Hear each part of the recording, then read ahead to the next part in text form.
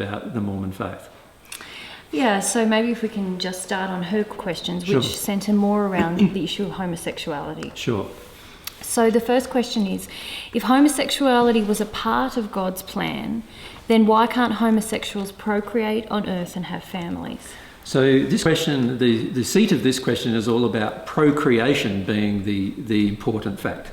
That is not the case. As I've just previously mentioned, any sperm can get with any egg cell, and all of a sudden you have the creation of two bodies into which a child can incarnate. And in fact, mankind currently is doing that process in a test tube or a petri dish. And of course, I don't know. Like, there's a lot that can be said about that, but the reality is that's how simple the process of creation of the two bodies is from a simple act. Mm. The idea that somehow then defines the adult who is the parent for the rest of their existence is a ludicrous notion. There are many, many people on this planet who have never had children, and there are many of those people who are heterosexual in nature that have never had children. Does that mean that they are no longer a person, or they're no longer a valid, that they don't understand things about love automatically because they don't have children? I can't agree with that. They are just as capable of understanding love and understanding truth and having a rich experience in their life, whether they have children or not. So the whole concept that procreation is God's primary purpose for marriage is also a very strange concept.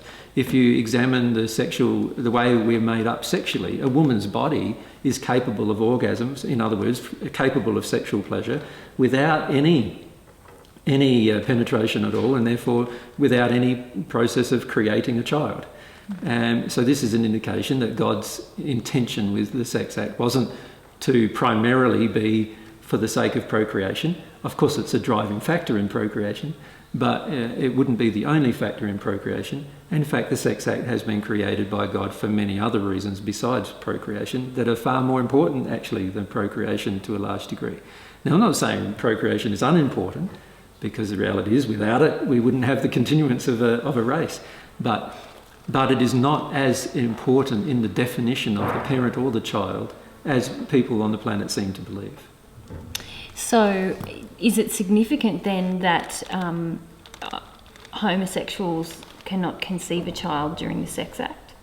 Well, I don't feel it's significant in any way. We know how a child is created. We know how a body's created. The two bodies I'm talking about, both the spirit and the material body, is created through the sex act of a male and a female. However, that does not mean that the sex between two males or sex between two females is out of harmony with what God created. Mm-hmm. And it's a presumption for mankind to define it as such. Interestingly, I feel a lot of this comes from these old, very archaic notions that the family lineage is the most important thing to maintain on the planet. I can't agree with that. We are all one family, so we are all of one lineage, and we don't need to define ourselves by what family or race we came from. We don't need to even define ourselves about how our parents got together. The reality is a homosexual couple is capable of giving children love in a loving environment just as much as a heterosexual couple is capable of doing the same thing. That is the physical reality. Now, the homosexual couple is not capable of creating the child, but as I've just pointed out, creation of the child is not really a true notion. God created the child, and all we're doing is creating the bodies for the child to live in. So we are not creating the child. We are creating the bodies in which the child uses in order to experience its life. And there are many, many people on this planet who have too many children who they cannot love and cannot care for. And I'm sure very many homosexual couples who are in a monogamous relationship with each other would love to express their love for the rest of those children's lives towards those particular children if they had the opportunity. And it's very, very unfortunate that the majority of governments and religions still have these huge notions about whether procreation is the main issue. And from God's perspective, it is not. Love is the main issue, not procreation. Sure. Yeah. Okay, so the second of Caroline's questions is, if parenthood is a gift that God gives us to help us develop in love and highlights our law of attraction, why would God inhibit homosexuals from procreative power? Well, again, can you see in the question there is this linkage between procreation and the gift of being a parent? There is no reason why any homosexual couple on the planet couldn't be a parent. They could be given the gift of a child that somebody else hasn't wanted, or some accident has befallen the parents or something like that, and then bring up the child in complete harmony with love. So this whole concept that somehow the gift of parenthood comes from procreation is a part of the problem. Mm-hmm. The gift of parenthood does not come from procreation. It comes from a desire to love an individual child for the rest of its life until it's able to support itself. Mm-hmm. And this is what a true parenthood really is. Unfortunately, not many people on the planet believe that. They believe parenthood is more about ownership than about love given to the child, until such a point in time that the child itself defines itself through its own interactions with the world. Mm-hmm. And so I feel it's very important for people to understand the difference between procreation, which is a physical act, and parenthood, which is an act of love given towards somebody, whether they are your own child or not. So many people who have adopted children are still called the parents of those particular children, and there's no reason why a homosexual couple should be precluded from being a parent of a child. And there are many people who would be willing and who are able or not able to care for their own children, and would be totally willing to give that child to a couple who would be willing to care for it. The whole notion, though, that it has to be a couple that cares for the child is also flawed, in the sense that many times the couple is imposing its own desire to have its own ownership over the child. That's why they want their own child. The reality is we can interact with children on a daily basis, whether we have children or not, mm-hmm. and we can learn many things through that process of giving the gift of our love to them and understanding the relationship that we have between ourselves and them. So I don't see even that as an issue either. Just because a couple decide that they wish to have no children of their own, it doesn't automatically make them a lesser member of society, or also it doesn't automatically make them unable to understand love. Mm-hmm. The reality is there's many things that they can see happening around them that would cause them to understand love quite easily, so I don't feel that it causes an inability to understand love. Sure. Mm. Okay. All right. If a homosexual union on earth is a part of God's plan, then why weren't our bodies created so that we could have sex with males or females and enjoy the same type of double orgasmic experience? Well, again, I feel this question comes from a misunderstanding of homosexual relationships. The reality is that homosexual couples can have a double orgasmic experience and can have, a beautiful sex life with each other in a manner that is in complete harmony with the other principles of God's laws of love, mm-hmm. which include a monogamous relationship. And so, the reality is that I feel a lot of heterosexuals do not understand homosexual relationships. Now, that's partly because they have never had one themselves, and I'm not recommending they do. Obviously, if you have a heterosexual desire, you won't want to have a homosexual relationship. But what I'm recommending to them is to listen to the people who are speaking about these relationships and come to understand what kind of sexual relationship they actually do have before they make a judgment about that relationship, about whether that's going to be truly fulfilling or not. There are many women in homosexual relationships who have what Caroline is calling a double orgasmic experience. In other words, clitoral and vaginal orgasm. And if you discuss those particular things with those people, you would find that out if you discussed it. The only reason why I know that is through 2,000 years of observing couples and listening to their stories, and I know that is the case. So this judgment that we have, that many heterosexuals have towards homosexual sexual relationships is already flawed because it's already a misunderstanding of what really goes on in a homosexual relationship from a sexual perspective. I also feel that many religions have taken on these particular belief systems from ages past and have enforced these belief systems through threat of penalty of God's disapproval of the homosexual couple. The reality is God created what you would classify as homosexual souls. In other words, souls that when they split into two halves have a preference for the same body. And in other words, one half has a preference for a male body and the other half has a preference for a male body. Or one half has a preference for a female body and the other half has a preference for a female body. I personally don't agree with bisexuality because that is not what, there's no such thing as a soul that has a preference for both kinds of bodies. That usually comes through some kind of injury process. And most of the time it comes through an injury of the parents not wanting the child to be homosexual in nature and therefore wanting the child to have heterosexual and homosexual feelings. And this causes a lot of turmoil emotionally inside of the child and causes attractions that would not normally be present if they'd been allowed to develop freely without this heavy projection from their environment.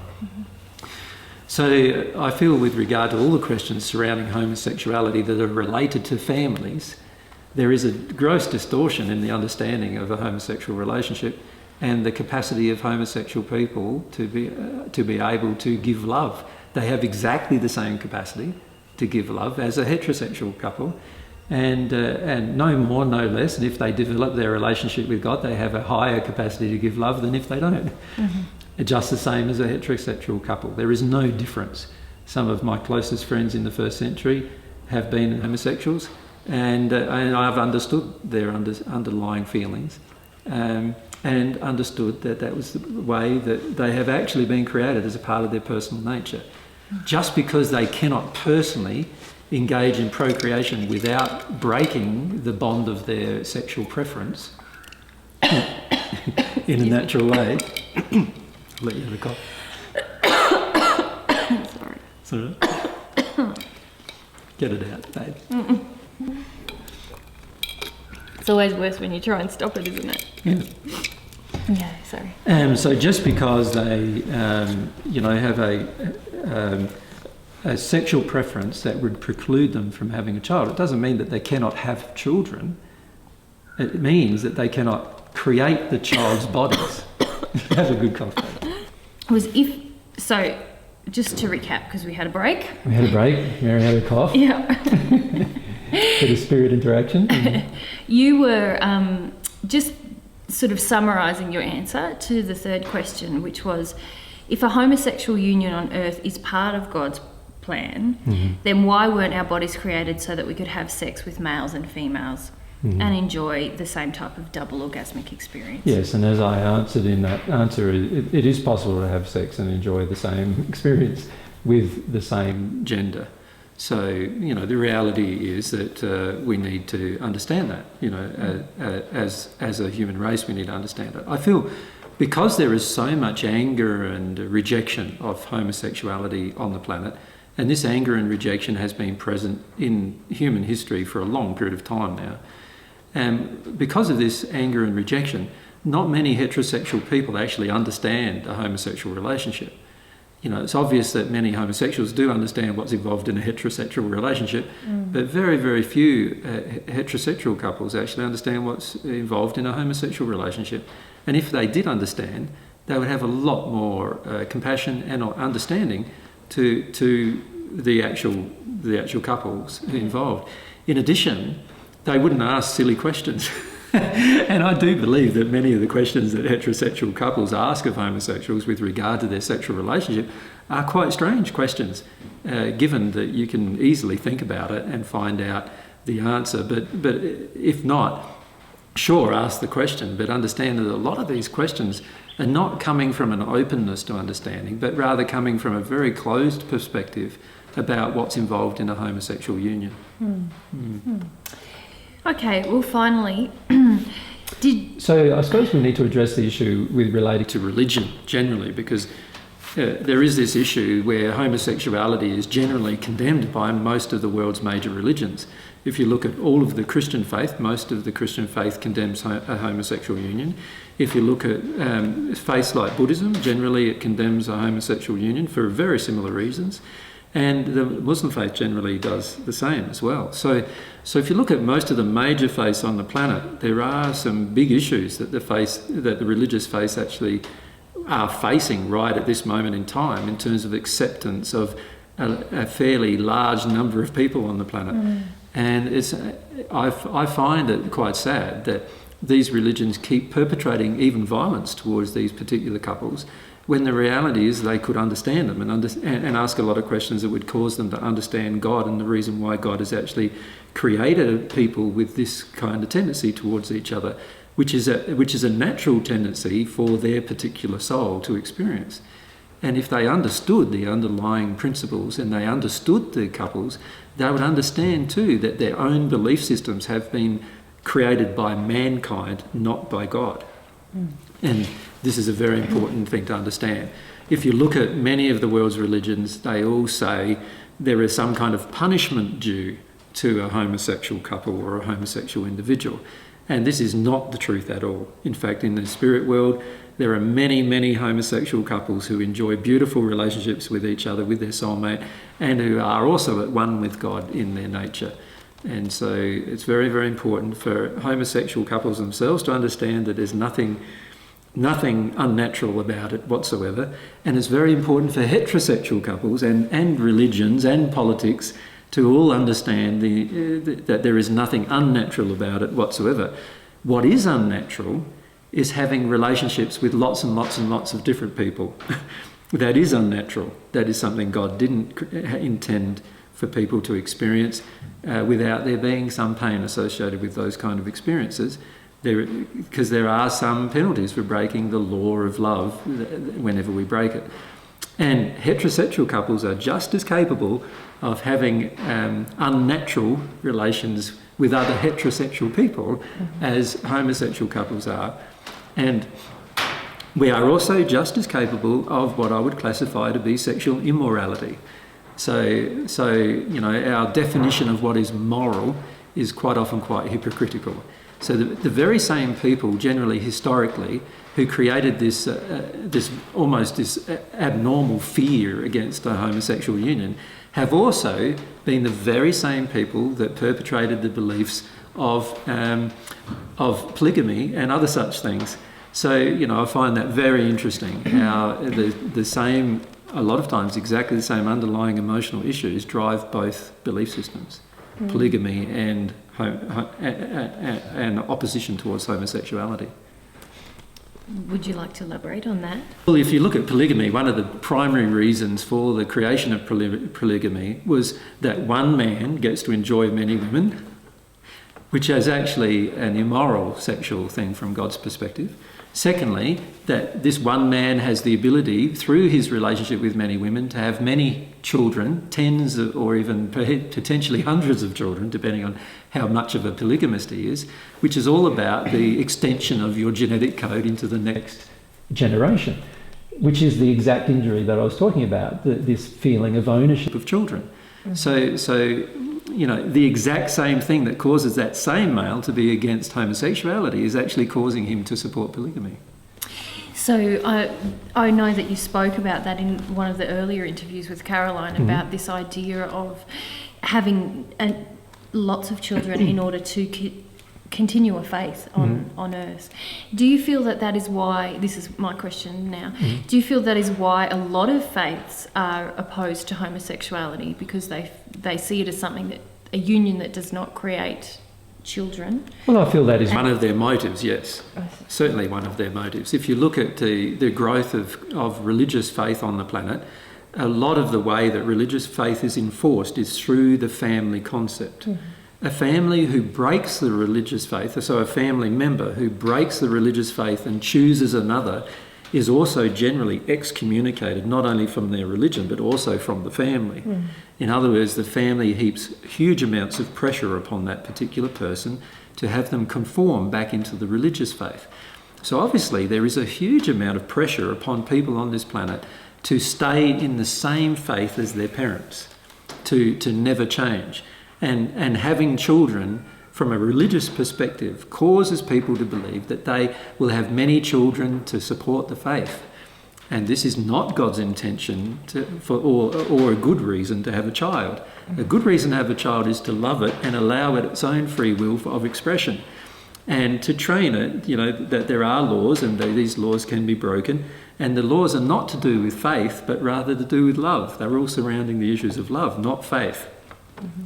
So just because another person chooses, someone in the family chooses a different faith, they should not automatically not be loved. They should still be loved. Yes. And in fact, a truly loving family wouldn't be so addicted to a person having the same faith as themselves. And a lot of that is all about the parent believing that they know best and trying to enforce what they feel they know best about onto the child. Mm-hmm. And that is a very unloving act. And it also doesn't allow the whole of human society to grow very rapidly. Because naturally, if each successive generation finds out more about the world and science and life generally, then each successive generation is going to know more than the previous one. You could say that we know right now far more than our forefathers about technology. Right? We understand how a lot of things work that they did not understand. And this is a natural process. It's interesting, we allow it in science, but we do not allow it in religious faith. We do not allow it in political ideology generally. These are areas that the family have strict control over and do not allow growth. Mm. And this needs to change. Mm-hmm. Mm. Okay, finally from Caroline, did you discuss homosexuality when you taught in the first century? Yes. In the first century I did mention homosexuality. Of course, there were huge confrontations with different people who were even people who followed us in terms of the teachings in the first century. And as a result of that, many of the teachings that I gave about homosexuality never made it into the Bible, ever. Mm-hmm. And that was because there was a huge amount of societal resistance towards the concepts of loving any person in the culture rather than just selectively choosing based upon your own fears. Mm. And they also did not understand truly the concept of soulmates. They did not understand that there's some souls that split and have the affinity towards the same body, and other souls split and have the affinity towards different bodies. Now, the way that God created bodies is around 80 to 90% of souls that split do have an affinity to the opposite body. So in other words, one half an affinity to a male body, the other half an affinity to a female. And God created that, I believe, so that the human race could continue to procreate naturally and enjoy sexual union and procreation. But he didn't do it to then justify the unloving treatment of the other 20% of people. Mm-hmm. Right.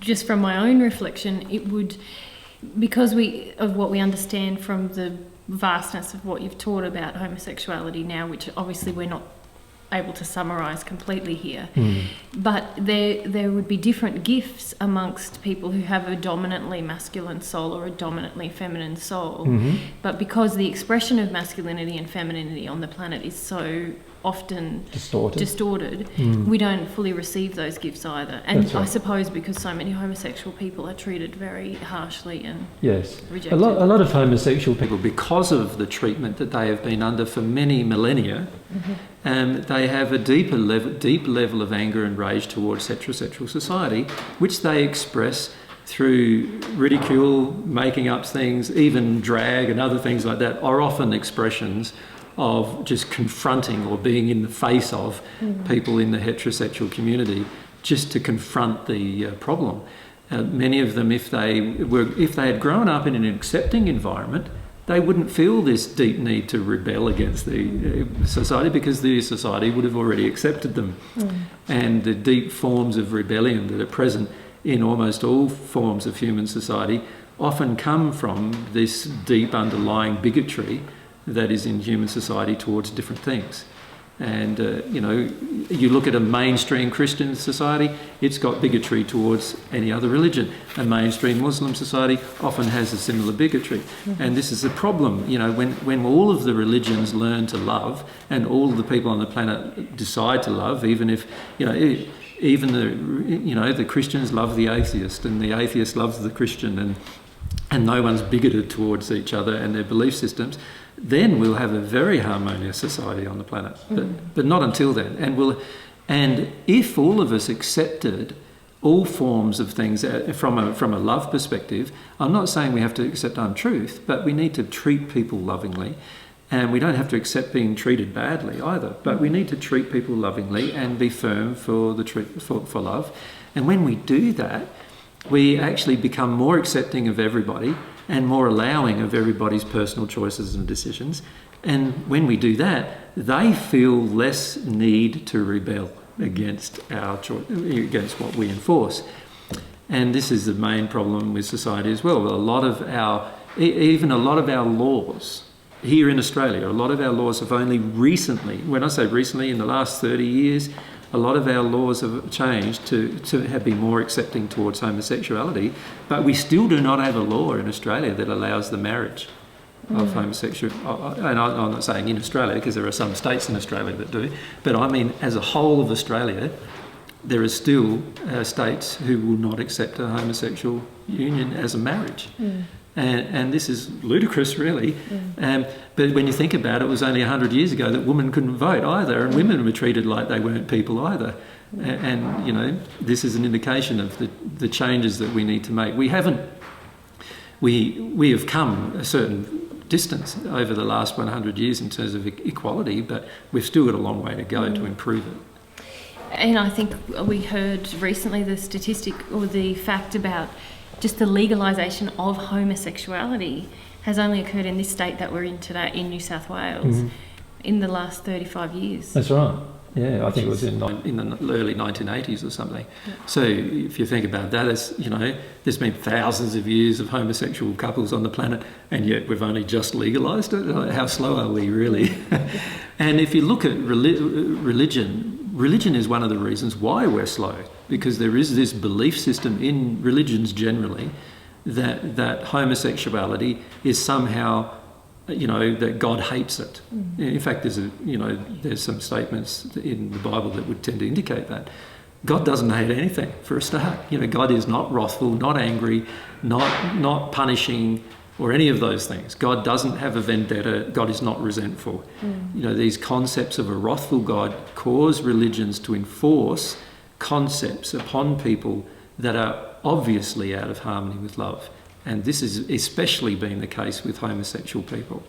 And this is very, very damaging to them, but it's also damaging to the rest of society, because we do not get to explore the richness of our society while we condemn one type of persons in our society. Yeah. And they are not unusual. They are naturally created. And this is what I can't stress enough. God created them. They are created this way as a way of an expression, a part of an expression of God's personality, actually. And we need to have more contact and more understanding before we'll understand God more. Yeah. That's the reality. Okay. So in terms of the Mormon religion or Mormon faith, I don't see them as any different to any other Christian faith who condemns homosexuality, for very, very similar reasons. And I don't see them any different as many of the other faiths, such as Buddhism and the Muslim faith, Islam, who also have a tendency to condemn homosexuality for very, very similar reasons. They are all very similar in that they all condemn it for the reasons mentioned, and it's time that we saw this in a completely different light than we're currently seeing it. Okay. All right, in part 2 of the Mormon interview, you discuss the temple and how in reality priesthood ordinances have no bearing upon progression towards God in the spirit world.